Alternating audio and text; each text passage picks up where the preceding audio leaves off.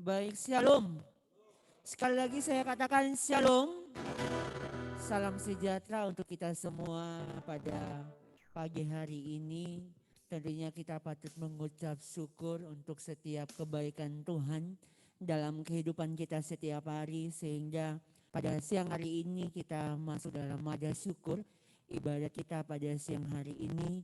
Dan kita percaya bahwa kasih anugerah Tuhan senantiasa menuntun, memelihara, dan memberkati kita semua yang hadir pada siang hari ini. Untuk itu, Bapak Mama yang saya kasihi dalam Tuhan kita Yesus Kristus, ibadat hari ini akan dipimpin oleh Bapak Pendeta Yandi Manobe STH. Untuk itu, mari kita sama-sama tenangkan hati pikiran kita untuk masuk dalam peribadatan pada siang hari ini. Janganlah kita menjauhkan diri dari pertemuan-pertemuan ibadah kita seperti dibiasakan oleh beberapa orang. Tetapi marilah kita saling menasihati dan semakin giat melakukannya menjelang hari Tuhan yang mendekat. Saya menjemput Bapak Mama Jemaat Tuhan berdiri dan bersama-sama menyanyikan lagu Sungguh Lembut Tuhan Yesus Memanggil.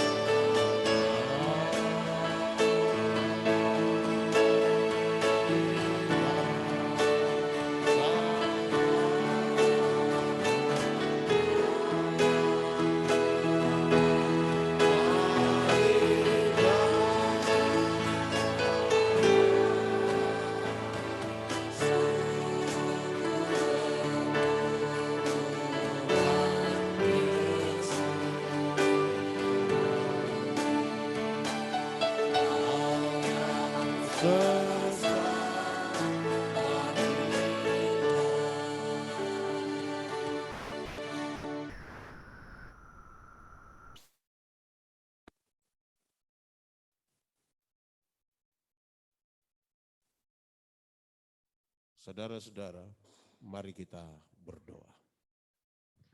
Ya Tuhan Allah, kami mengucap syukur kepadamu. Ada kesempatan di mana Tuhan memanggil kami untuk beribadah di sini. Kami mohon Tuhan mengampuni kami, supaya kalau hari ini kami ada di hadirat Tuhan, itu terjadi semata-mata karena kami dilayakan oleh pengampunan Tuhan buat kami. Karena itu kami percaya, ibadah ini jadi di dalam nama Bapa, Putra, dan Roh Kudus. Amin. Dipersilakan duduk kembali.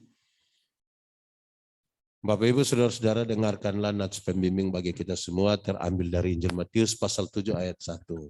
Janganlah kamu menghakimi supaya kamu tidak dihakimi. Demikian firman Tuhan. Bapak Ibu Saudara-saudara, mari kita mempersiapkan pengakuan dosa kita. Mari kita membacakan Mazmur 51 ayat 1 sampai ayat 13. Kita membacakannya secara bergantian. Mazmur 51 ayat 1 sampai dengan ayat yang ke-13. Secara bergantian kita membacakan Mazmur ini. Baik, saya akan membacakan bagian-bagian ayat yang ganjil dan bagian-bagian ayat yang genap akan dibacakan oleh saudara-saudara menurut Mazmur 51 ayat 1 sampai ayat yang ke-13. Pengakuan dosa. Untuk pemimpin biduan, Mazmur dari Daud. Ketika Nabi Nathan datang kepadanya setelah ia menghampiri Batsheba. Kasihanilah aku ya Allah menurut kasih setiamu, hapuskanlah pelanggaranku menurut rahmat-Mu yang besar. Bersihkanlah aku seluruhnya dari kesalahanku dan tahirkanlah aku dari dosaku. Sebab aku sendiri sadar akan pelanggaranku, aku senantiasa bergumul dengan dosaku. Terhadap engkau sajalah aku telah berdosa dan melakukan apa yang kau anggap jahat, supaya ternyata engkau adil dalam putusanmu, bersih dalam penghukumanmu. Sesungguhnya dalam kesalahan aku diperanakan, dalam dosa aku dikandung ibuku. Sesungguhnya engkau berkenan akan kebenaran dalam batin, dan dengan diam-diam engkau memberitakan nikmat kepadaku. Bersihkanlah aku daripada dosaku dengan hisop, maka aku menjadi tahir. Hapuskanlah aku, basuhlah aku, maka aku menjadi lebih putih dari salju. Biarlah aku mendengar kegirangan dan sukacita, biarlah tulang yang kau remukan berserak-serak kembali. Sembunyikanlah wajah-Mu terhadap aku, hapuskanlah segala kesalahanku. Jadikanlah hatiku tahir ya Allah, dan perbaharuilah batinku dengan roh-Mu yang teguh. Janganlah membuang aku dari hadapan-Mu, dan janganlah mengambil roh-Mu yang kudus daripadaku. Demikian Mazmur.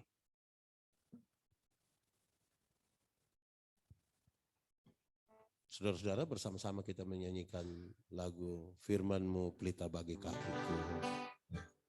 Jalan. Jalanmu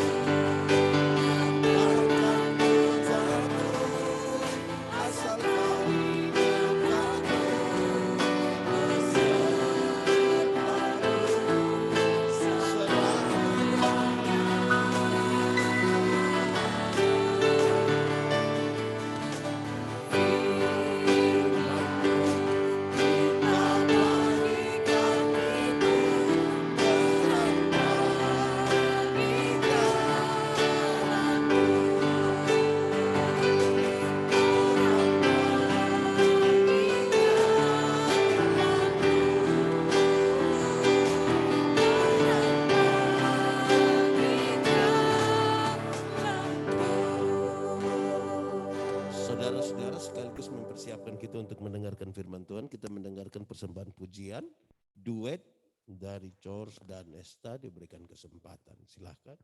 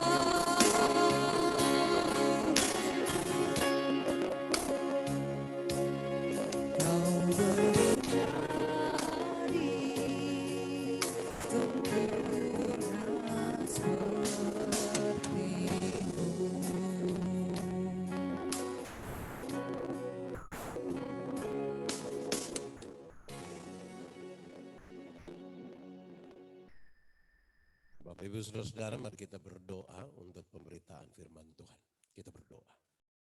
Ya Tuhan Allah, kami mohon kepadamu, kuatkanlah dan teguhkanlah iman kami, supaya waktu di mana kami belajar firman Tuhan, biar sungguh-sungguh ini menjadi waktu paling baik buat kami. Kami mohon Tuhan, jauhkan semua penggoda pencobaan, biar dalam damai-Mu kami belajar firman Tuhan. Kami rindu pada firman-Mu. Berfirmanlah bagi kami Tuhan. Di dalam nama Yesus, firman yang hidup itu kami berdoa. Amin. Bapak Ibu Saudara-saudara, tema kita hari ini adalah menilai. Dan karena itu saya pilih bagian ini untuk menjadi pembacaan firman untuk kita.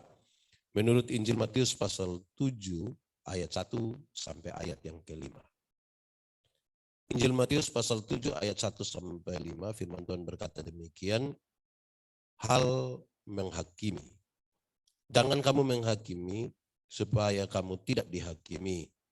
Karena dengan penghakiman yang kamu pakai untuk menghakimi, kamu akan dihakimi dari ukuran yang kamu pakai untuk mengukur dan akan diukurkan kepadamu.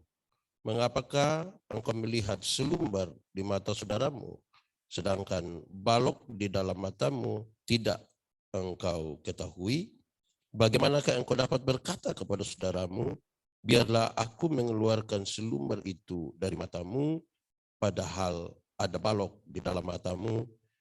Hai orang munafik, keluarkanlah dahulu balok dari matamu, maka engkau akan melihat dengan jelas untuk mengeluarkan selumber itu dari mata saudaramu. Demikian firman Tuhan. Berbahagia setiap orang yang mendengar firman, memelihara dan melakukan dalam hidup setiap hari. Shalom. Saya juga menyapa yang mengikuti ini secara virtual. Shalom. Tuhan memberkati saudara-saudara. Salam sehat, salam sukacita buat kita semua. Saudara-saudara, kita pakai baku tanya. Saya mau tanya kita dulu, Indonesia lebih baik atau Australia lebih baik? Indonesia. NTT atau NTB? Di balai sini atau di balai sana lebih baik? Balai sini. Oke. Kita pu istri lebih baik atau orang lain pu istri lebih baik? Orang punya. Oh, ini juga bahaya. Coba kita ulang sekali lagi ya. Indonesia atau Australia? NTT atau NTB? Kupang atau Soe?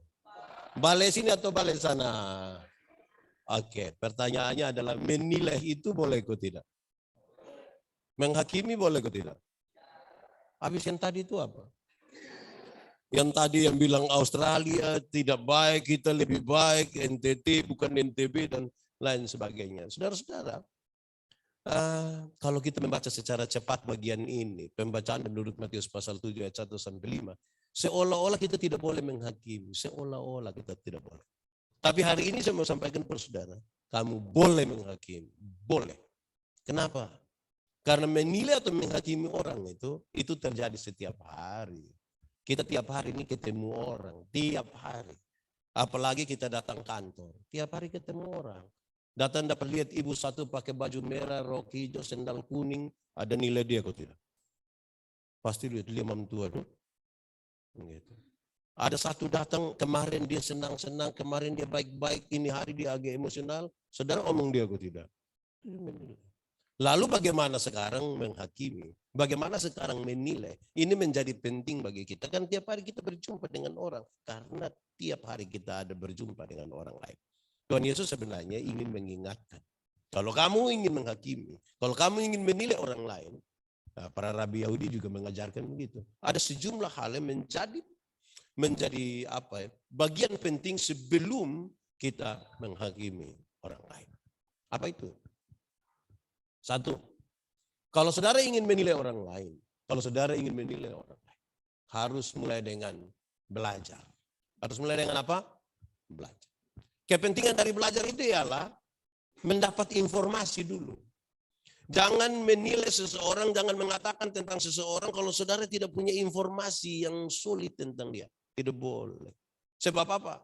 Karena kalau ukuran ini diukurkan kembali kepadamu, pasti saudara pun tidak suka. Pasti saudara pun tidak mau. Kalau orang menilai saudara, tapi tidak dengan informasi yang baik. Cari duluan informasi. Lebih baik saudara tidak mengatakan apa-apa terhadap seseorang, tentang seseorang, kalau saudara tidak tahu apa-apa. Memang setan itu paling suka orang yang tidak tahu apa-apa, tapi omong kayak tahu-tahu itu setan paling tidak suka. Di balai sini ada yang begitu kok. Tuhan, tidak ada ya, luar biasa. Ini balai ini memang penuh dengan pekerjaan saja, jadi tidak sempat nilai orang, luar biasa. Saudara-saudara, Tuhan Allah menciptakan manusia itu ada 2 mata, 2 telinga, dan berapa mulut? Kepentingannya apa? Lihat 2 kali, dengar 2 kali. Baru omong berapa kali? Ya, apalagi ini dinas teknis ini. Kalau tidak tahu baru ambil keputusan tuh, itu memang bahaya itu. Lihat 2 kali, dengar 2 kali, omong 1 kali. Lihat berulang-ulang, dengar berulang-ulang, omong berapa kali? Tapi ada orang yang tidak ada mata, tidak ada telinga, dia mulut 7. Dia omong semua barang dan biasa jadi masalah. Karena dia menilai tanpa mendapatkan informasi yang akurat. Amin kok? Di balai sini ada yang begitu kok? Ada. Oh, soalnya ada. Luar biasa. Ini balai penuh dengan Roh Kudus, betul. Luar biasa. Tidak salah betul-betul ini balai. Itu pertama. Pertama harus apa? Belajar. Tapi yang kedua, informasi saya tidak cukup. Tuhan Yesus ingin mengingatkan kita. Kalau saudara ingin menilai seseorang, bukan saja dengan informasi, tapi yang kedua, peduli. Yang kedua apa? Peduli. Ada banyak orang rindu tahu kita punya informasi, tapi belum tentu dia peduli dengan kita. Belum tentu. Ada banyak orang kepo sekali dengan kita punya keadaan. Tapi ingin cari tahu. Tapi dia belum tentu peduli dengan kita. Alangkah lebih baiknya, tidak usah menilai seseorang kalau ternyata kita tidak peduli dengan dia. Tidak usah menilai. Saya mau tanya saudara, pernah dengar informasi beberapa bulan lalu kalau Vanessa Angel itu kecelakaan dan mati? Pernah dengar? Lalu saudara ada cari informasi tambahan bagaimana dia pun kecelakaan? Pernah? Terus malam-malam saudara pimete di sana? Tidak kan? Kita berusaha cari tahu banyak sekali informasi tapi belum tentu kita peduli dengan orang lain. Jadi kalau tidak peduli dengan orang, jangan coba-coba memberi penilaian. Kenapa? Karena kalau ukuran itu diukurkan kembali kepadamu, pasti saudara tidak suka. Orang omong, kita susalah nih. Terus orang pimpinan su omong lagi, teman di ruangan su omong lagi, semua su omong lagi. Kita ada stres dengan ini semua hal ini. Terus satu juga datang omong, padahal dia tidak peduli. Kalau saudara dibicarakan seperti itu, saudara mau. Saya yakin saudara tidak mau. Kita ada susah saja, belum tentu yang datang kau bilang, Kak, yang kuat yang kuat. Belum tentu dong peduli, belum tentu. Sebab ketika dia bilang kakak yang kuat pas keluar dia bilang, surah, naik ketemu buku bambu. Dia bikin kita tambah susah. Di sini ada yang begitu, kau yang kelihatan peduli. Tapi ada ini yang faham apa ini? Memang dia sudah terlalu begitu. Jadi saudara-saudara, kalau tidak peduli dengan orang, jangan menilai orang. Sebab apa? Kita juga kalau dalam posisi di mana kita butuh kepedulian, tapi kemudian orang bicara dan tidak peduli, kita pun tidak mau. Makanya Tuhan bilang, kalau ukuran yang kamu pakai untuk ukur orang, diukurkan kembali kepadamu, engkau mau atau tidak? Itu yang jadi soal. Informasi itu penting. Tambah lagi harus peduli. Kalau ada satu perempuan dewasa, laki-laki dewasa, masuk satu kamar, dorang dua bukan suami istri, saudara ada duduk di sini. Terus saya datang, saya tanya, siapa di itu kamar? Saudara bilang, Pak ini dan ibu itu. Dorang dua ada buat apa di situ? Saya baru bilang, tahu sendiri ya Pak. Tahu apa? Kok saya tidak tahu, kenapa suruh saya tahu barang yang saya tidak tahu? Harusnya kalau saya tanya, dorang dua ada buat apa di situ? Minta maaf Bapak, saya tidak tahu. Tapi kalau kita tambah bilang, tahu sendiri ya Pak. Itu positif atau negatif? Positif atau negatif? Makanya kalau mau tambah-tambah yang positif, dorang dua ada buat apa di situ? Minta maaf Bapak, saya tidak tahu. Kemungkinan besar dorang dua ada berdoa Bapak. Saudara tadi dong berdoa di situ saya. Iya tuh kenapa kita tidak berpikir lebih positif Begitu, peduli. Peduli itu menjadi sesuatu yang serius. Kalau kita ingin memberi penilaian kepada orang lain. Kedua pertama tadi apa? Belajar. Supaya dapat informasi baru menilai. Yang kedua apa? Peduli. Yang ketiga, etika. Yang ketiga apa? Etika. Kadang-kadang orang peduli dengan kita, orang suka tahu dengan kita punya informasi, tapi belum tentu dia punya cara menegur kita dengan etika yang baik. Ada orang buat salah, zaman sekarang kan sangat terbuka. Ada satu teman buat salah, kita foto dia. Foto lain muat di Facebook lain. Baru kita tulis, kenalin om kok. Bayangkan. Padahal kalau duduk satu kantor ini. Kenalin om kok, om pun nama om blunder. Kasihan itu om itu. Dia sangat terpuruk, butuh perhatian, butuh kepedulian. Justru kita yang merasa untuk menegur dia. Kita buat dia tanpa etika. Kenapa? Kalau saudara pun ditegur tanpa etika, saudara tidak mau. Kalau ada orang yang ditegur dengan tidak baik, itu kan dia rasa, saya biar begini-begini, tapi saya orang pu istri. Saya pu suami ini kan tidak pernah marah saya. Terus kita jawab, lu tinggal di lupa suami, itu kerja di lupa suami pempercuaan. Kenapa datang sini? Bayangkan, bisa lagi tembak. Kalau tanpa etika, saudara lihat. Pendeta kalau tahu satu orang salah, terus pendeta bilang begini, lu ini. Terus dia jawab, kok lu juga? Menurut saudara itu baik atau tidak? Akhirnya kita buat dia jadi kelompok. Ada yang bilang begini, iya pendeta omong begitu bisa, tapi jemaat jangan jawab begitu. Lalu etika seperti apa saudara? Tuhan Yesus kasih tahu dia punya etika. Kalau engkau ingin menegur seseorang, dia kasih tahu. Kalau ada saudaramu buat salah, satu, panggil dia bicara 4 mata dulu. Kalau bicara 4 mata dia tidak dengar, panggil tambah 1 atau 2 orang yang lain. Jadi harapkan 1-2 orang itu adalah orang yang bijaksana supaya bantu untuk menyelesaikan ini soal. Jangan cari ame satu yang ada mabok sopi baru bilang, datang kau nasihat dia. Kalau dia tidak dengar, injak sedikit di kaki, kau biar tidak bisa begitu. Panggil 1-2 orang. Kalau dia tidak dengar, bawa dia ke sidang jemaat.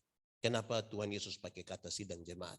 Supaya cara-cara untuk menyelesaikan ini masalah itu pakai cara-cara yang baik. Cara-cara bergereja, cara-cara berjemaat.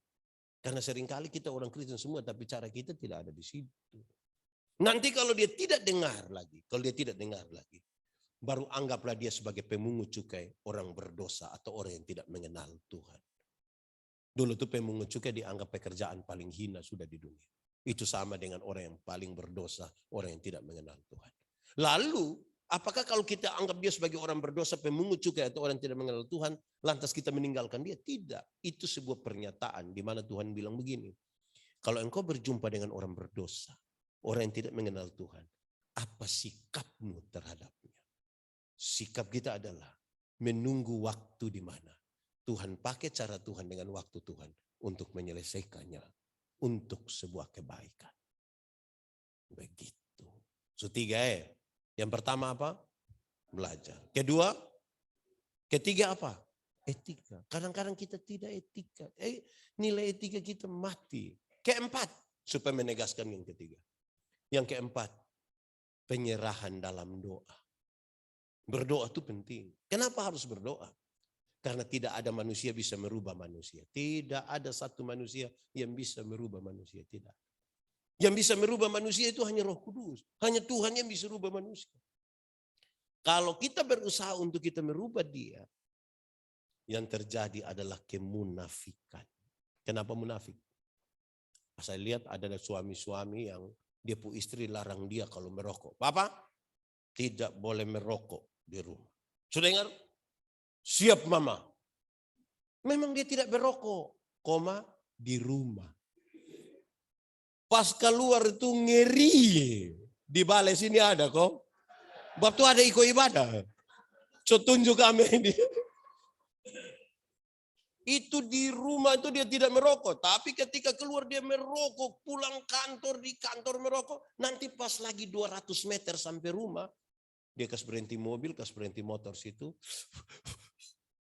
Terus langsung cuci tangan, cuci muka. Terus ibu bilang, woi pak, kenapa son mandi susah sekali? Woi mama, virus ini Omikron itu lalu mama, kita jangan mama. Padahal dia ada kasih hilang ini bau ini. Munafik toh.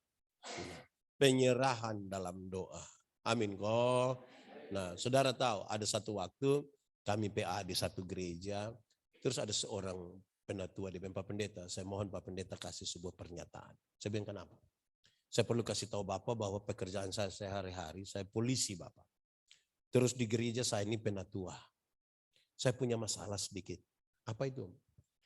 Jemaat di rayon di mana saya layani, itu judi mabuk itu di pinggir-pinggir jalan situ Pak.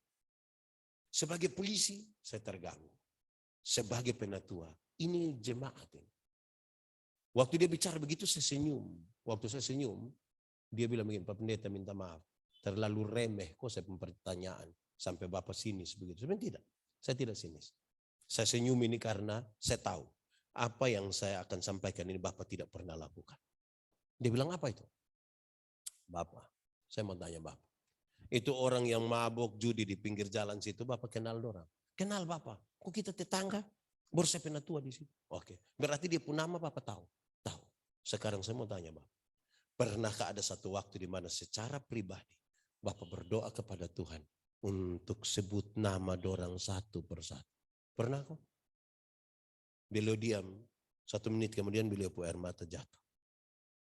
Langgar beberapa minggu kemudian dia ketemu saya, dia bilang pegang tangan. Pak Pendeta, terima kasih. Ternyata yang Pak Pendeta omong itu betul. Doa merubah segala sesuatu. Bukan kita. Bukan kita. Di sini ada yang kepala batu, kok ada kok. Kita berdoa kasih dia. Bila perlu, doa serahkan. Tidak apa-apa, kita doa saja. Ya memang kan kita serahkan, ini kan serahkan di Tuhan tuh. Kalau kita tidak serahkan di Tuhan, kita mau serahkan di siapa lagi? Serahkan saja di Tuhan. Doa serahkan itu tidak identik dengan mati atau hidup. Kok kita mau yang nanti urus mati hidup itu Tuhan juga, bukan kita. Nah saudara-saudara, doa menjadi penting. Kalau begitu, doa itu apa? Kadang-kadang banyak orang berdoa, tapi orang tidak tahu doa itu apa. Doa itu waktu di mana kita kasih kita pikiran, perasaan itu Tuhan kuasai semua. Supaya orang tahu bahwa doa itu juga sekaligus menjadi bagian dari kerja itu bagian dari doa. Di mana pikiran, perasaan ini mesti Tuhan kuasai, itu doa. Ada banyak orang berkata-kata dengan Tuhan, siapkan jam doa setiap jam 4:30, tapi belum tentu kasih pikiran, perasaan Tuhan kuasai. Ini pikiran ini hanya ada di sini, tapi kalau tidak kasih Tuhan kuasai berat. Kita bisa duduk sini, tapi pikiran, perasaan kita ada di jalur 40. Di Pengkase, Weleta, di mana-mana kita. Perasaan itu ada di situ. Tapi kalau kita tidak biarkan Tuhan kuasai, liar itu perasaan. Ini waktu di mana kita kasih pikiran, perasaan Tuhan kuasai. Doa itu bukan kata-kata. Doa itu bukan kata-kata. Doa itu relasi. Banyak orang terlalu memperhatikan kata-kata, dia lupa membangun relasi. Relasi lebih penting dari kata-kata. Kalau saya dan Om Sam, kami dua kenal baik. Kami dua punya hubungan, kami dua punya relasi. Saya jalan kaki, Om Sam naik motor. Ketemu saya di jalan, tanpa saya minta beliau berhenti, tanpa saya minta. Pendeta, yuk, mau pergi mana? Naik. Karena kami dua saling kenal. Tapi coba kalau kami dua tidak saling kenal, kami dua tidak ada relasi. Saya jalan kaki, Bapak Tuhan naik motor. Ketemu saya di jalan, Bapak Tuhan berhenti juga, tapi dia bilang, ojek kok Om. Karena itu kata-kata itu tidak lebih penting dari relasi. Banyak orang bisa berdoa, tapi hanya kata-kata dan bukan relasi. Relasi yang baik itu memungkinkan kata-kata kita ringan. Relasi yang baik itu memungkinkan kata-kata kita ringan. Menurut saudara, saya kenal sepupu istri kok tidak? Saya ada relasi dengan sepupu istri kok tidak? Nah, karena kami dua saling kenal, kami dua punya relasi, maka cara saya meminta sesuatu kepadanya, caranya ringan. Kalau saya mau minum teh, saya bilang, Mak, yo, bikin teh dong saya. Gelas kecil saya, jambannya gula, papa takut sakit gula. Kan cara mintanya begitu. Tidak mungkin saya mau minta teh di sepupu istri, Mama, buatlah segelas teh. Jangan terlalu banyak gula ya. Papa takut sakit gula. Itu pas habis mantua tanya, lu sehat? Jadi doa itu relasi. Akhirnya kalau kita tidak membangun duluan relasi, banyak orang mungkin di ini kantor ada yang cerewet sekali. Tapi jangan coba-coba suruh dia berdoa. Berani dia kita bilang, Om, sebentar Om doa makhluk sembarang. Di sini ada kok. Dia ada duduk di mana ini? Karena kita bukan membangun relasi, kita berusaha menghafal kata-kata. Itu dia masalah. Doa itu seringan itu. Kekuatan doa itu tidak ada pada waktu kita berteriak. Bukan pada waktu kita menangis. Kekuatan doa tidak di situ. Doa yang sungguh-sungguh itu bukan waktu kita sungguh-sungguh menangis atau sungguh-sungguh berteriak. Doa itu adalah sungguh-sungguh kita menyerahkan beban untuk Tuhan. Ada penjual payung dan penjual es. Dua sama-sama sungguh-sungguh berdoa. Yang penjual es sungguh-sungguh berdoa supaya panas terus kok es laku. Yang penjual payung doa sungguh-sungguh supaya hujan terus kok payung laku. Menurut saudara nanti siapa menang? Ada pertandingan doa? Tidak ada. Yang sungguh-sungguh itu adalah Tuhan. Tuhan atur. Ada waktu panas supaya es laku. Ada waktu hujan supaya panas. Payung laku. Bahkan dalam doa pun kita tidak egois. Kalau ada orang bawa pisang 1 karung, terus dia berdoa, Tuhan, tolong kirim kasih kita ini ototrek 1. Tuhan kirim datang dia bilang, puji Tuhan, amin, haleluya. Kalau sudah naik itu ototrek, kasih turun ini pisang supaya oto yang bawa. Betul tidak? Ini sudah ototrek dia bilang, soalnya biar sahabat pikol. Itu gila itu. Jadi banyak kali kita tidak enggan. Kita enggan untuk menyerahkan kita pembeban itu supaya Tuhan yang ngatur. Makanya kita beban terus. Banyak orang Kristen kita ketemu di mana tuh dia hanya patah leher. Bapak, hidup ini terlalu susah. Nah lu mati sudah. Kalau memang sudah terlalu susah mau hidup lagi kau bikin apa coba? Doa. Sulima Pertama apa tadi? Kedua, ketiga, Keempat, penyerahan dalam doa. Kelima sekarang. Kalau saudara ingin menilai seseorang, maka dia harus didasarkan pada aturan. Harus didasarkan pada aturan. Kenapa? Karena kita seringkali subjektif. Ada orang yang dekat dengan kita, dia mau salah manapun dia benar. Tapi kalau dia tidak dekat dengan kita, dia mau benarkan manapun dia salah. Nah itu yang jadi masalah. Di sini ada yang begitu. Ini saya takut tanya. Harus berdasarkan aturan. Jadi kalau saya bilang begini, kak salah.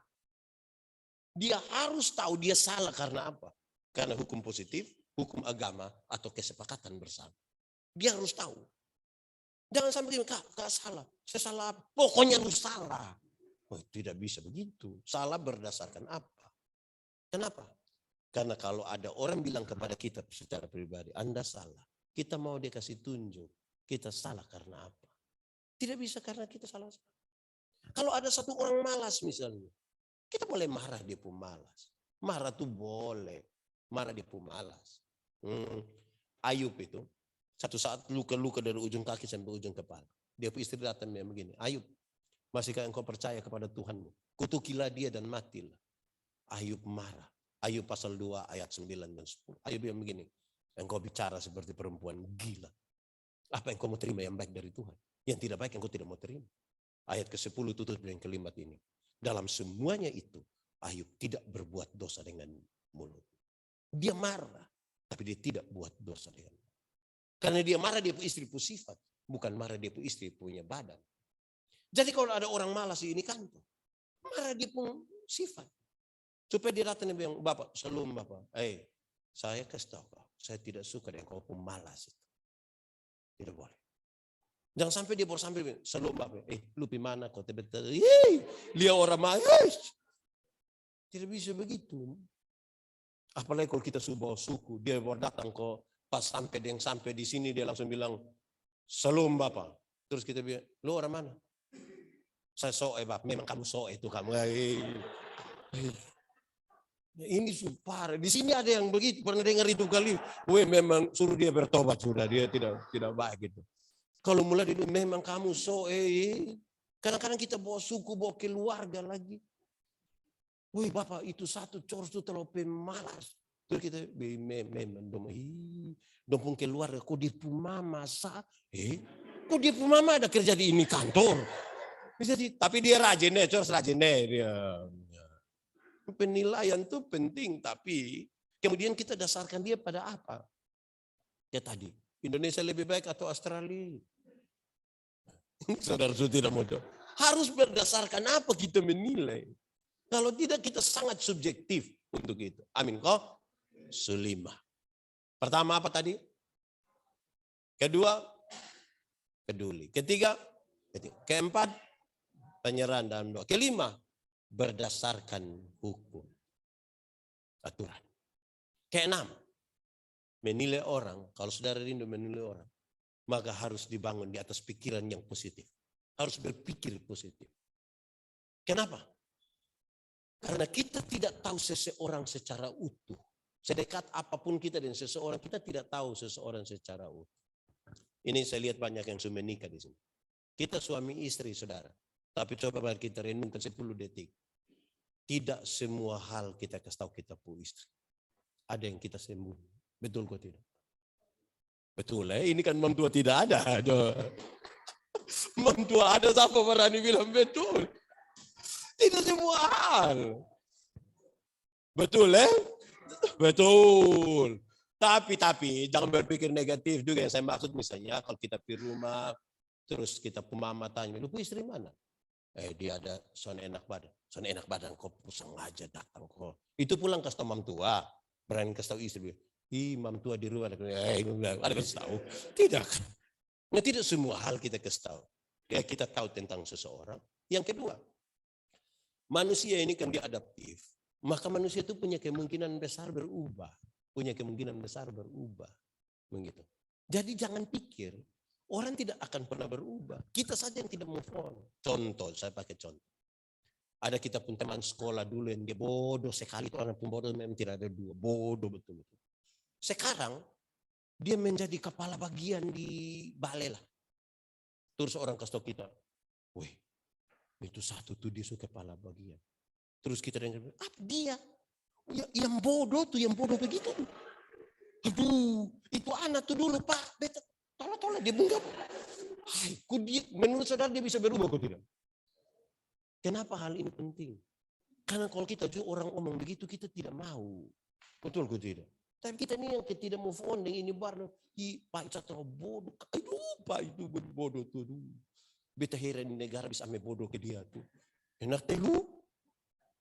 Berpikir positif. Berpikir positif tuh hal yang menolong kita. Saya bilang saya punya istri. Satu waktu saya ada ibu pendeta kami jalan. Di atas mobil tiba-tiba ada mobil satu lewat. Saya punya istri ini manusia lari mobil sembarang saja. Saya bilang mama berpikir positif saja. Positif. Mungkin papa mau positif karena mana manusia lari begini. Nanti kalau kecelakaan kalau begitu. Saya bilang mama berpikir positif. Barangkali dia perlu sakit lah. Dia mau mencret jadi dia buru-buru toh. Ya, berpikir positif. Kalau tidak bayangkan kalau tiba-tiba dia tabrak orang buk-bak di situ. Saudara bilang apa coba? Mampus. Jadi berpikirlah positif. Saya mau tanya di balai sini kita berpikir positif kok? Kita di sini berpikir positif kok negatif? Positif kok? Oh, mantap sudahlah. Baik. Saya punya potongan video satu beredar dari luar. Dutalia itu swalayan pertama di Kupang. Saya kira kita semua tahu ya, Dutalia itu swalayan pertama. Saya datang sekolah teologi di OS apa tuh sering pi tengah-tengah di situ. Saat dan saya pun teman kurus kering. Tapi ada ibu satu pakai yuken. Ini ibu lihat saya pun teman bilang, Adi, malam bisa pi rumah kok. Buat apa? Bisa. Om, tidak apa-apa. Kalau di Mopi ini saya pun alamat rumah jam 7 malam. Jam 7 malam ini anak ketok pintu. Ibu buka terus masuk kunci pintu. Om, dia supi. Tidak apa-apa kok. Dia pi begini, besok pagi baru dia pulang, dia lembuna. Adi minum apa? Beta minum kopi. Ini ibu bikin kopi, datang kasih dia terus bilang, minum Habis itu buka baju. Ini anak minum, buka baju. Ini ibu datang dari belakang bawa anak kecil satu sekitar 2 tahun. Terus ini ibu bilang itu anak, itu. Kalau lu tidak makan dan lu pembadan kayak ini, ini. Saya mau tanya tadi saudara pikir apa? Tadi ini ibu nih, dia punya anak tidak suka makan. Dia takut kalau dia punya anak kurus. Dia bawa ini saya pun teman ini untuk kasih contoh saja. Tapi kita disesatkan oleh kita pumpi. Aduh, buka baju. Ibu siapa tuh? Dia masih hidup kok Pak. Kita kemana-mana kita pemikiran. Dia berpikir positif itu baik sekali. Supaya energi kita juga energi positif. Bayangkan kalau kita tinggal di sini. Bekerja di sini, semua dengan energi yang negatif, berpikir negatif. Itu tidak ada orang pun baik. Itu ganti jabatan juga kita jengkel. Lama-lama kita suanggi kasmati dia yang dapat jabatan. Berpikir negatif terus. Berpikir positif menolong kita untuk jadi baik. Saudara lihat sekarang, 6 hal ini kalau ada di dalam kita, itu positif juga. Mau beli baru toh kakak. Saudara, kalau 6 hal ini ada di dalam kita lakukan itu. Menghakimi saja tidak apa. Satu apa tadi? Kepentingannya supaya dapat informasi. Kedua apa? Peduli. Ketiga, etika. Keempat, penyerahan dalam Allah. Kelima, berdasarkan aturan. Keenam, berpikir positif. Kalau ini ada dalam kita, berilah penilaian. Tidak apa-apa. Menilai orang saja tidak apa. Om, kakak, betul minta maaf. Saya bisa begini. Karena begini. Beta rindu kita jadi baik. Dan seterusnya. Itu baik. Kita ini bermasalah. Banyak orang hidup dalam kebersamaan. Tapi dalam kemunafikan. Kita bisa bilang. Kita bawa sambutan. Saya bilang, Bapak Gubernur. Kepala daerah. Nusa Tenggara Timur. Yang kami hormati. Tahu hormat betul kok tidak. Kita terbiasa dengan hal begitu. Kepala balai yang kami hormati. Apa memang kita hormat betul-betul? Itu penting buat kita. Kalau tidak kita ini penuh dengan kemunafikan. Kita nih nanti kita begini tapi pas ada satu mau rajin sedikit negara banyak ya atur. Sana usah lalu bikin diri inti dah. Pernah dengar itu kalimat kok? Atau sendiri omong? Itu yang biasa jadi masalah buat kita, saudara. Nah, dengan demikian kita bisa lebih positif untuk membangun pekerjaan, tanggung jawab kita. Pasti sebagai manusia ada kurang-kurang di sana sini. Karena apa ya? Seluruh perencanaan belum tentu berjalan sesuai rencana. Kita rencana ini bendungan dong pas sesuai jadwal, sesuai dengan dia prosedur. Ternyata dalam perjalanannya kelompok ini tidak maulah, dompi palang jalan lah, disuruh orang deh, rasa sakit mau karmana kuang. Jadi lebih baik kita berpikir lebih positif, menilai dan sebagainya sudah didasarkan pada hal-hal itu. Tuhan memberkati kita. Amin. Pemberitaan firman Tuhan selesai. Solois Om Sam diberikan kesempatan.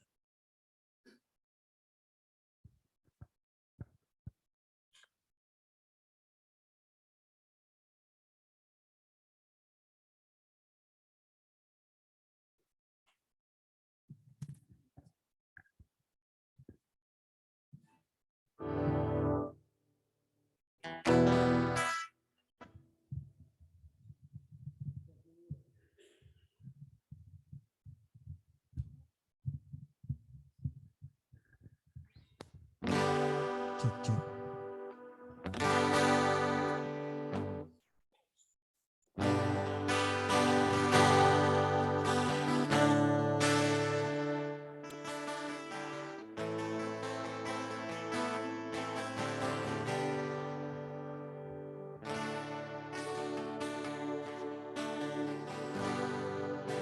Bersyukur selalu bagi kasih-Mu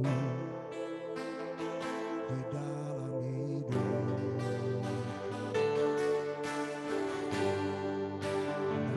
Dan takkan ku ragu atas rencana-Mu untuk masa depan. Sebagai Bapa yang baik, takkan pernah Kau melupakanku. Sebagai Bapa yang sangat baik, takkan pernah Kau meninggalkanku. Ku akan menyanyikan bersuka karena-Mu, oh Yesusku, dan ku akan minum air-Mu sebagai salibmu. Selalu ku hidup dalam-Mu dan hidup-Mu di dalamku, oh Yesusku. Kau sangat ku cinta. Sangat ku cinta.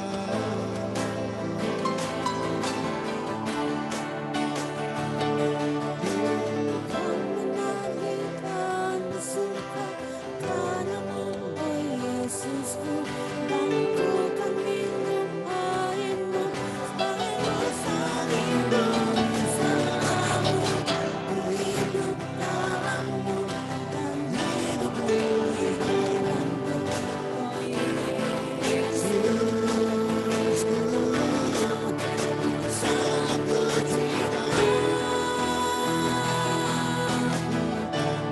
Menyanyikan bersuka karena-Mu, oh Yesusku, dan ku akan minum air-Mu sebagai salibmu. Selalu ku hidup dalam-Mu dan hidup-Mu di dalamku.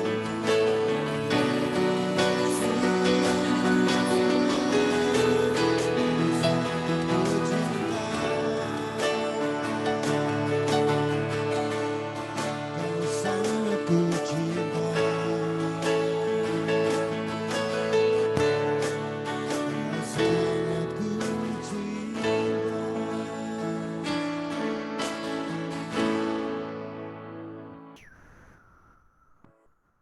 Bapak Ibu, saudara-saudara, kita akan memberikan persembahan syukur kita. Saya ajak kita berdoa. Mari berdoa. Ya Tuhan Allah, terima kasih untuk penyertaan-Mu bagi kami, pemeliharaan-Mu yang sempurna. Kami akan memberikan persembahan syukur kami kepadamu. Kami sadar bahwa semuanya Tuhan punya, kami berikan dari tangan Tuhan sendiri. Ajar kami memberi diri kami sebagai persembahan yang hidup, yang kudus, dan kiranya berkenan kepadamu. Amin. Kita memberi persembahan sambil kita menyanyikan lagu Selidiki Aku, selamat memberi.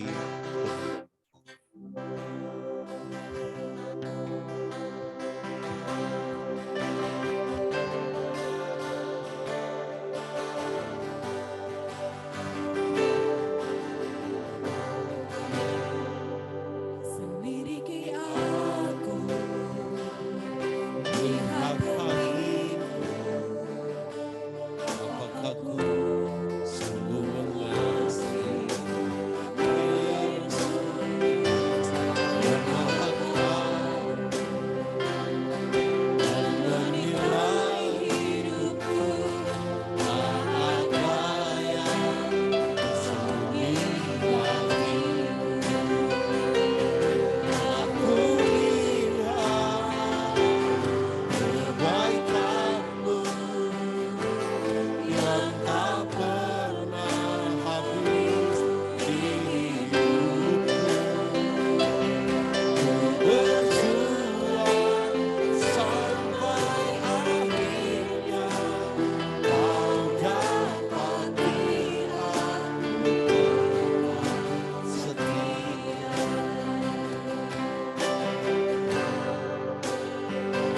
Selidiki aku, lihat hatiku, apakah ku sungguh mengasihi Yesus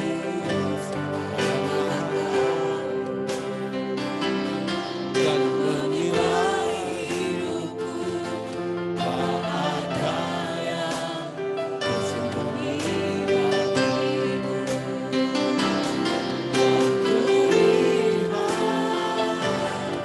kebaikan-Mu yang tak pernah habis di hidupku.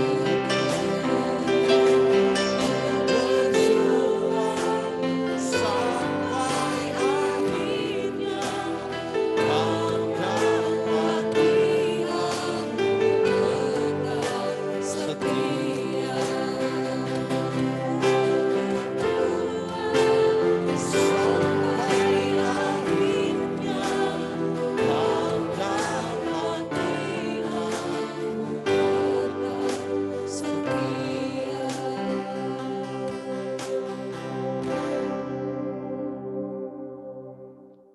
Bapak Ibu Saudara-saudara, mari kita satu hati, kita tenang, kita akan masuk di dalam doa syafaat.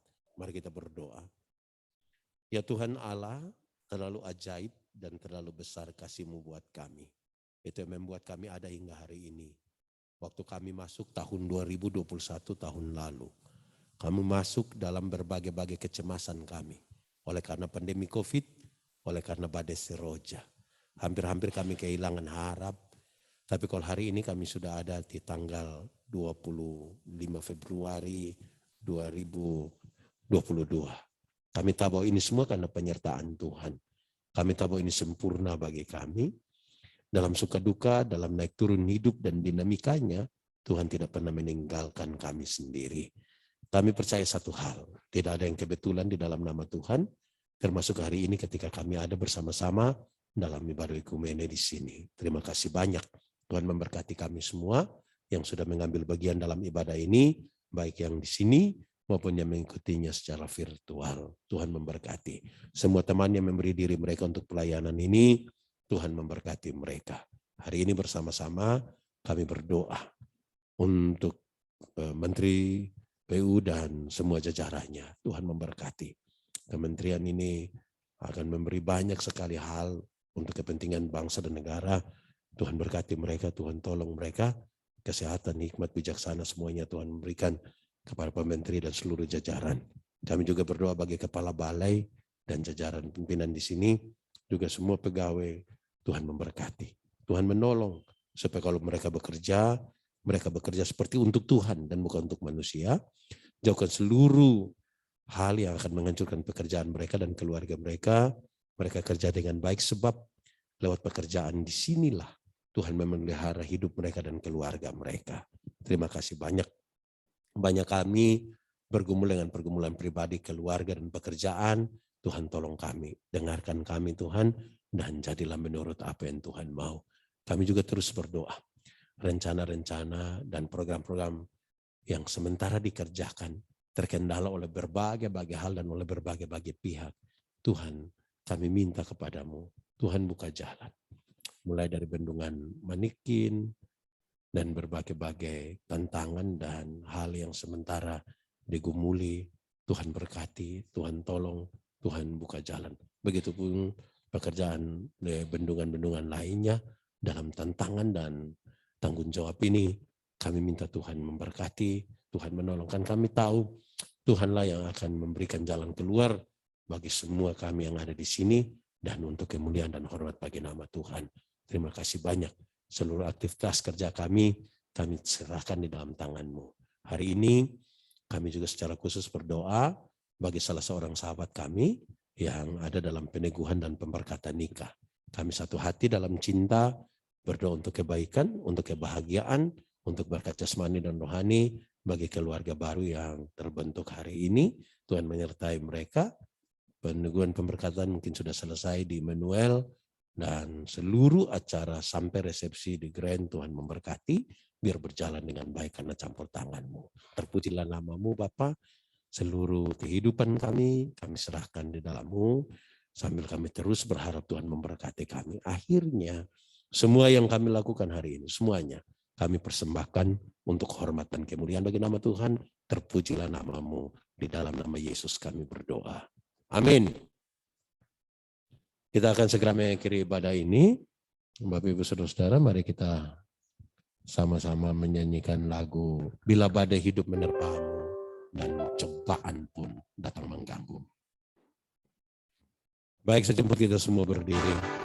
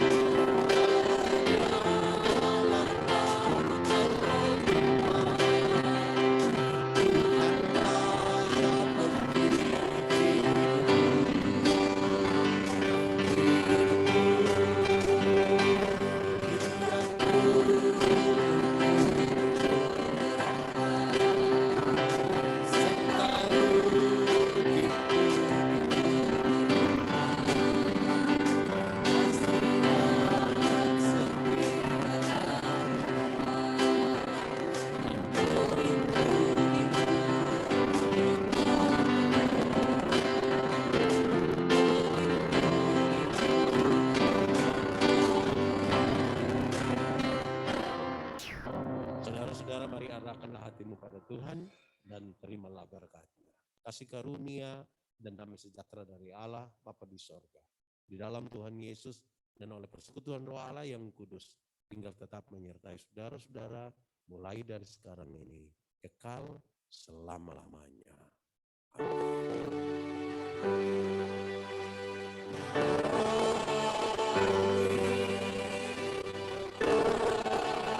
Amin.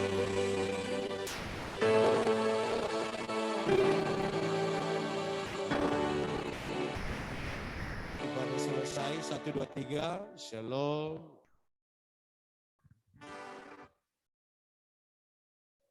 Baik, terima kasih kami sampaikan kepada Bapak Pendeta Yandri Manobe STH yang telah memimpin ibadah majelis syukur kita pada siang hari ini. Tuhan Yesus Kristus memberkati Bapak dalam pelayanan beserta dengan keluarga. Tak lupa pula kami mengucapkan terima kasih untuk Bapak Mama, bersaudara yang diberkati Tuhan yang telah meluangkan waktu untuk beribadah bersama dengan kita pada siang hari ini. Tuhan Yesus senantiasa memberkati. Baik, kita akan mendengarkan beberapa pengumuman yang akan disampaikan oleh Bapak Kris. Kepada Bapak, waktu dan kesempatan kami silakan.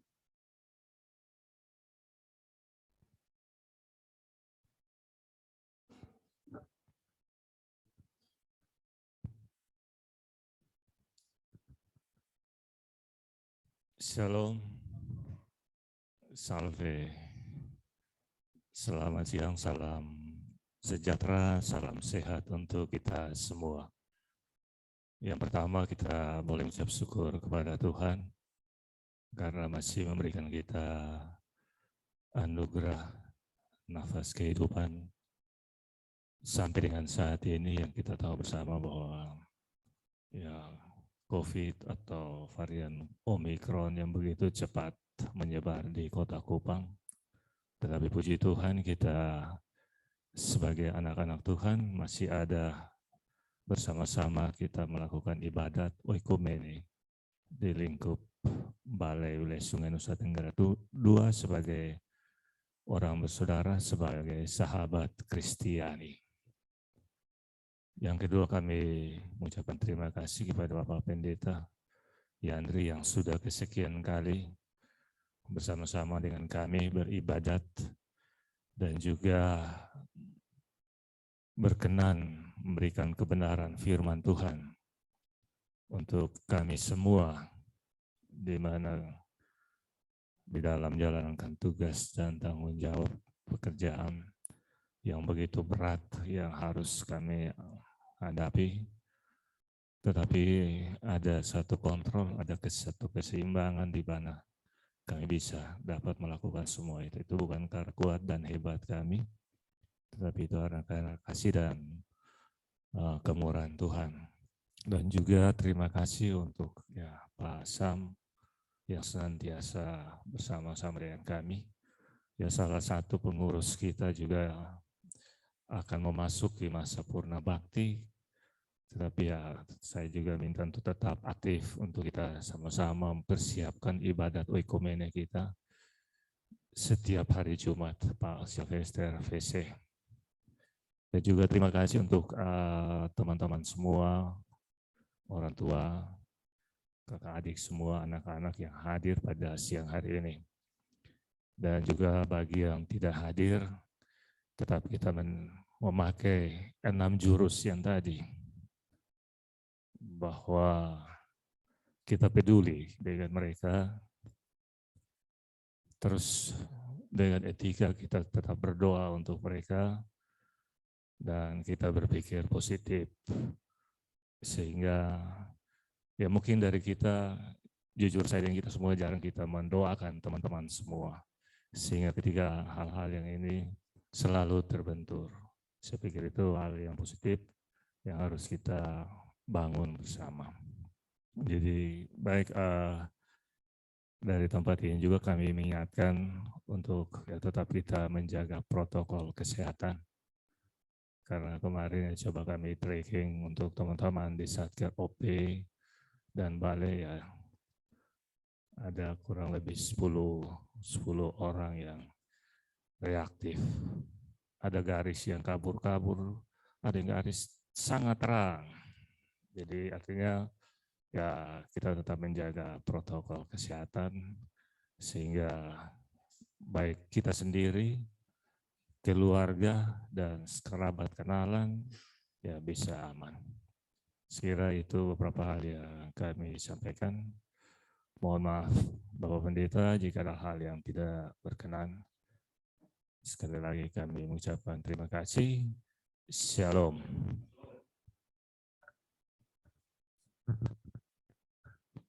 Baik, terima kasih untuk informasinya dari Bapak Kris. Selanjutnya kita akan mendengarkan informasi dan pengumuman dari Bapak Rogamanu. Kepada Bapak Rogamanu, waktu dan kesempatan kami silakan.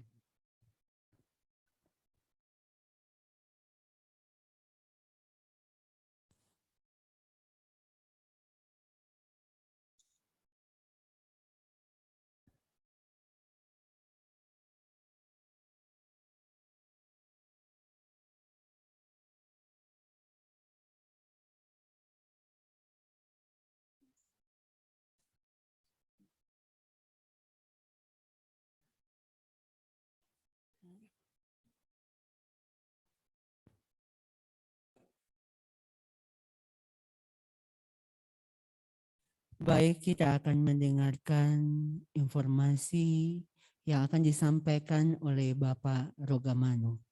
Baik, kepada Bapak Rogamanu, waktu dan kesempatan kami silakan.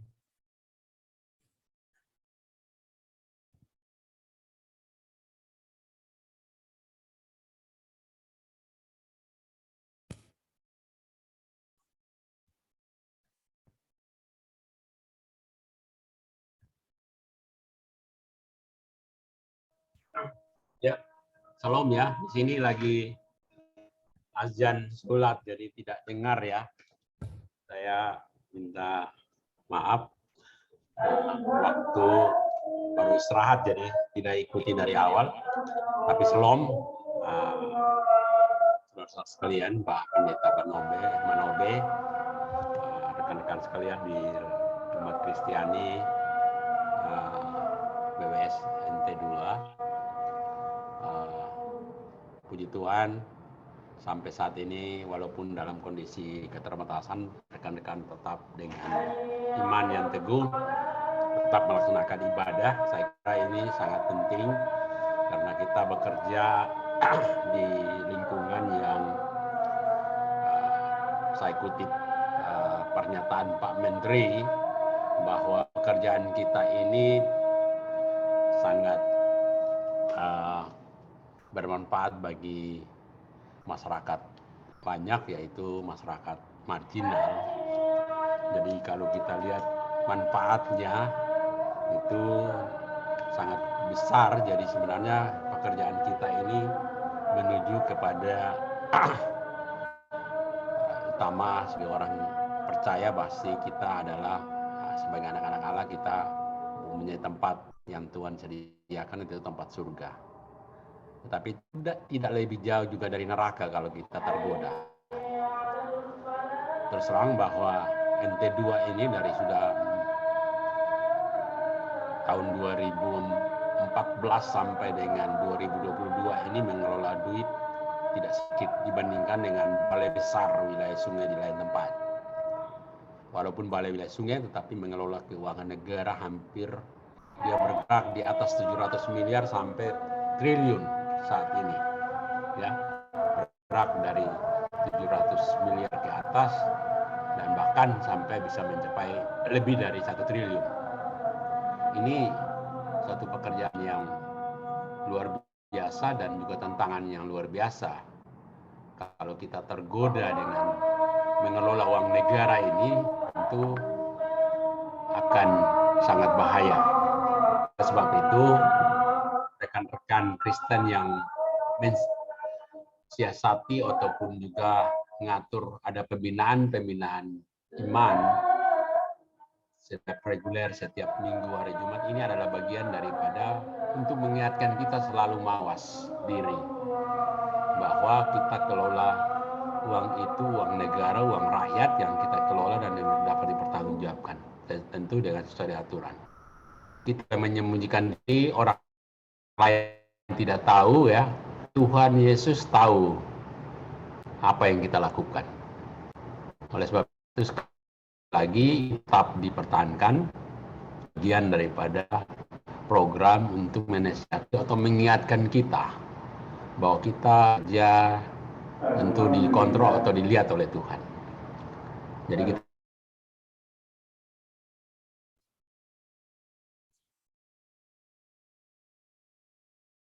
jawab bangsa dan negara, tetapi terlebih adalah oleh terhadap pertanggung jawab kepada Tuhan yang Bapa dapat melihat semua sampai seluk-beluk hati kita, niat kita.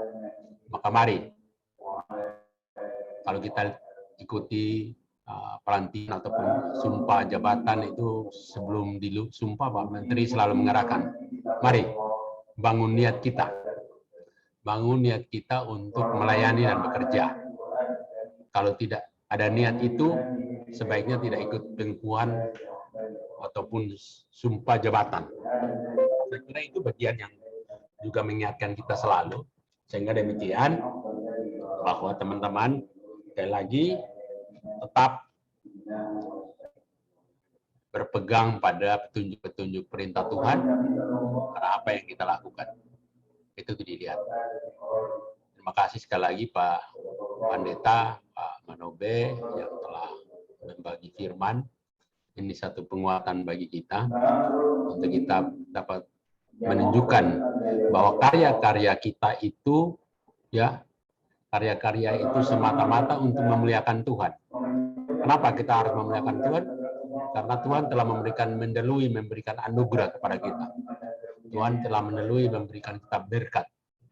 Dan demikian, bahwa kita wujud nyatakan dalam pelaksanaan kegiatan yang memuliakan nama Tuhan. Mari kita memuliakan nama Tuhan dengan karya kita, dengan keahlian kita, dengan harta kita. Semua semata-mata untuk memuliakan nama Tuhan. Dan itu juga kepedulian kita terhadap sesama kita. Dan juga hidup rukun, ya, rukun dalam persekutuan tali kasih Yesus Kristus itu sangat penting. Sebab kata firman Tuhan bahwa kalau kita hidup rukun bersama, itu akan mendapatkan berkat yang berlimpah-limpah. Seperti kata pemazmur. Kemudian bahwa jangan adalah satu kompetisi yang tidak sehat dari antara sesama kita. Apalagi dalam merebut jabatan, saya harus jadi satker, saya jadi PPK dan sebagainya. Itu jabatan itu adalah tanggung jawab, amanat yang harus kita lakukan. Jadi jangan bersikut-sikut, memfitnah orang, membuat orang celaka. Ada pepatah yang mengatakan bahwa suka orang celaka itu tidak baik, ya. Itu tidak baik. Itu bukan anak-anak Tuhan. Jadi semua tingkah laku sikap kita mencerminkan kemuliaan Tuhan. Itu yang sangat penting. Dan demikian, terima kasih tim sahabat Kristen yang telah memfasilitasi ataupun juga melakukan kegiatan tiap Jumatan ini sangat saya berikan apresiasi. Kiranya niat yang sudah dibulatkan dan tekad yang dibulatkan untuk kegiatan ini tetap semangat.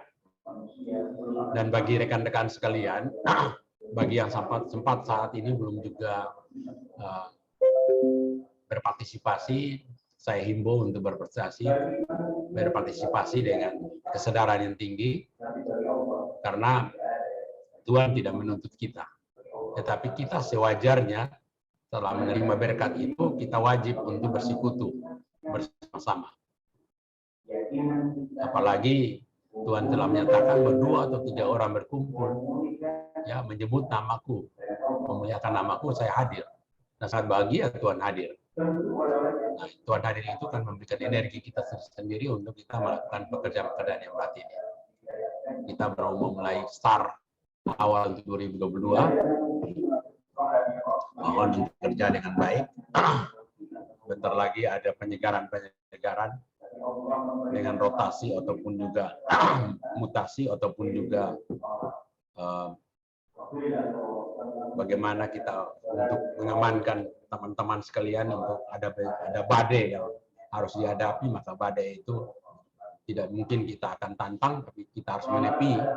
Kalau kita ibarat sementara ini berlayar di tengah lautan dan ada peringatan Tuhan bahwa akan kita menghadapi badai yang besar, ya pasti kita menepi dulu di pulau-pulau yang terdekat untuk sebentar badai itu selesai, baru kita kembali berlayar menuju kepada tujuan yang kita ingin tujukan.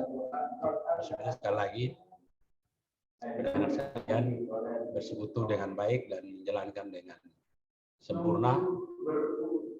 Dengan demikian, perbuatan-perbuatan kita dalam hal kesaksian-kesaksian kita dalam beribadah ini menjadi kesaksian bagi yang lain.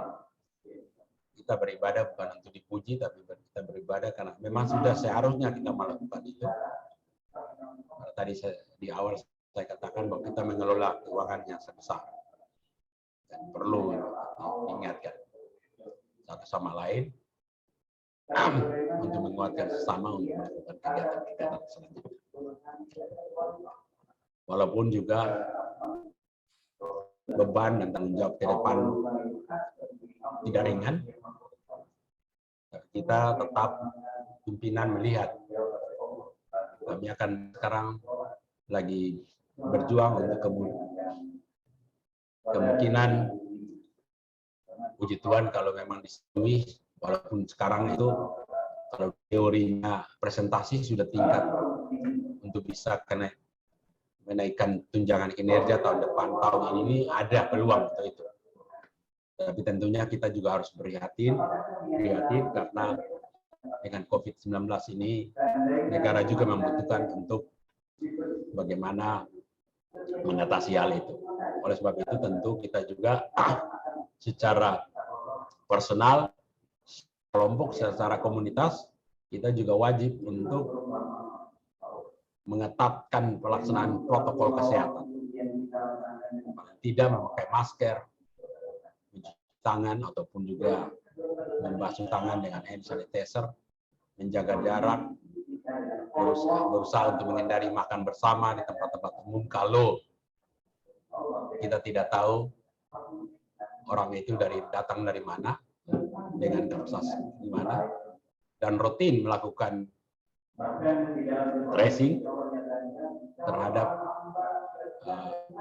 terkonfirmasinya teman-teman berinteraksi dengan siapa, juga melakukan selalu tes antigen maksimal 2 minggu sekali, dan juga kalau apabila ada tanda-tanda gejala tentunya harus diperhatikan secara baik. Dan demikian kalau kita bisa menekan untuk pembiayaan COVID ini, tentu tidak mustahil bahwa kinerja kita, tunjangan kinerja kita tahun ini akan naik. Karena kelihatannya bahwa trennya di daerah-daerah mulai naik, di DKI Jakarta dan sekitarnya mulai menurun. Dari statistik bahwa kalau tingkat puncaknya dalam penurunan COVID itu artinya membutuhkan sebulan. Artinya bahwa kalau di NTT baru mulai menaik tahun akhir hari ini, ya bisa butuh sampai April. Lalu kita juga akan sekarang pada tanggal 14 Maret kita akan melakukan satu event internasional di Labuan Bajo, yang mana juga itu mendatangkan banyak orang dari daerah-daerah lain. Ini juga teman-teman juga harus menjaga imunitas yang terbaik. Tapi imunitas yang terbaik adalah bagaimana iman kita percaya kepada Tuhan, tapi tidak sembrono. Berdoa dan bekerja. Tentunya penguatan iman itu adalah menjadi kekuatan bagi kita. Tetapi Tuhan juga mengingatkan kita, jangan hantam bomo saja bahwa kalau kita sudah berdoa, kita yakin kita tidak kena COVID, jadi kita sembar.